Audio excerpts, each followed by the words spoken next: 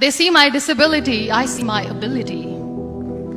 They call me disabled, I call myself differently abled. There are some incidents that happen in your life.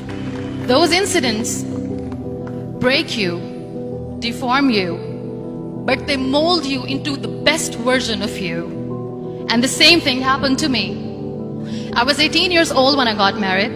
My father wanted me to get married. And all I said was, if that makes you happy, I'll say yes.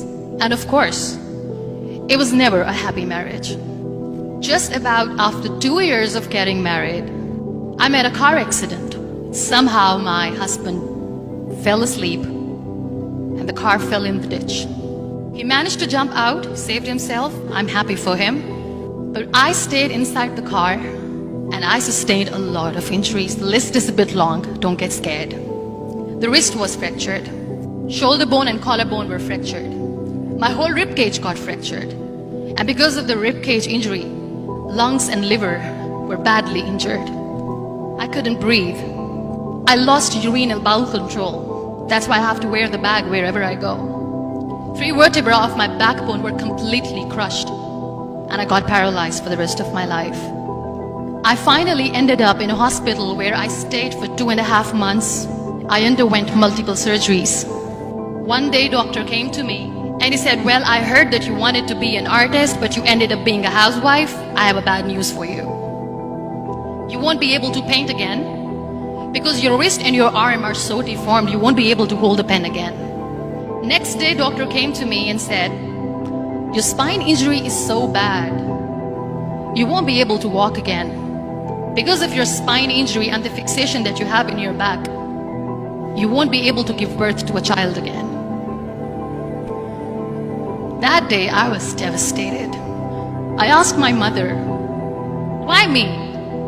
And that is where I started to question my existence. Why am I even alive?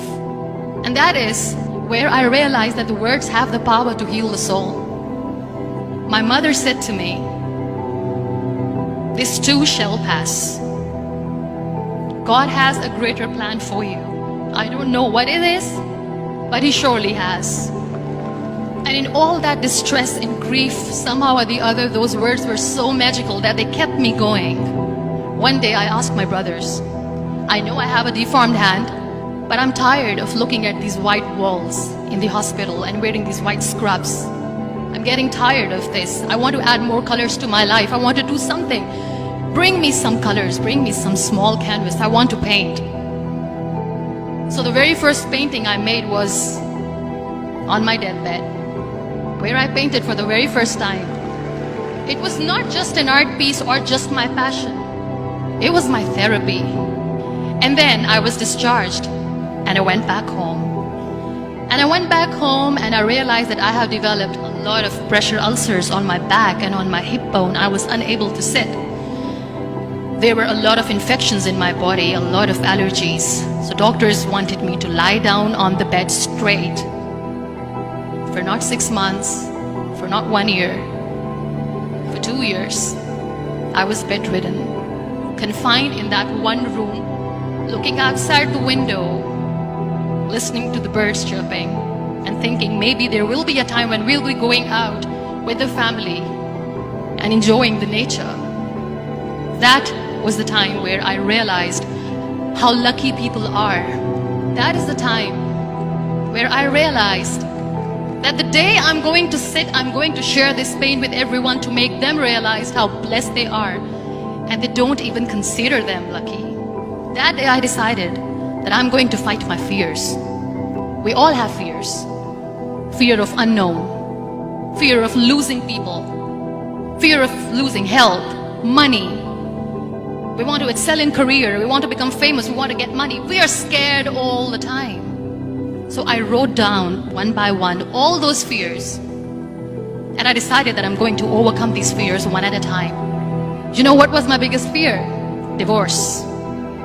I was trying to cling on to this person who didn't want me anymore, but I said no. I have to make it work. But the day I decided that this is nothing but my fear, I liberated myself by setting him free.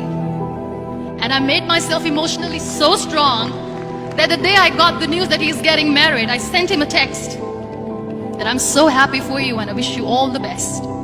And he knows that I pray for him today.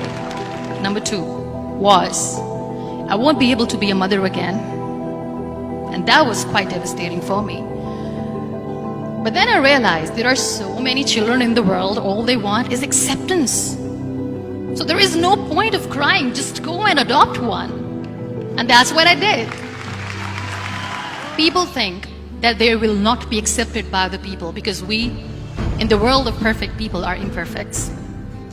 So I decided that instead of starting an NGO for disability awareness, which I know will not help anyone, I started to appear more in public.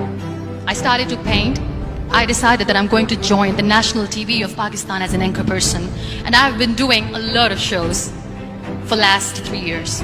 I became the National Goodwill Ambassador for UN Women Pakistan, and now I speak for the rights of women, children. We talk about inclusion, diversity, gender equality, which is a must. Every time I go in public, I always smile. It's always a big toothy smile on my face, and people ask me, don't you get tired of smiling all the time? What's the secret? I always say one thing, that I have stopped worrying about the things that I have lost, the people that I have lost. Things and people who were meant to be with me are with me. And sometimes, somebody's absence makes you a better person. Cherish their absence.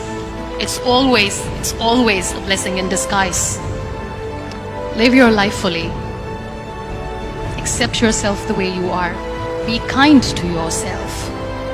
Be kind to yourself. I'll repeat, be kind to yourself, and only then you can be kind to others. Love yourself and spread that love. Life will be hard. There will be turmoils, there will be trials, but that will only make you stronger. So when you accept yourself the way you are, the world recognizes you. It all starts from within.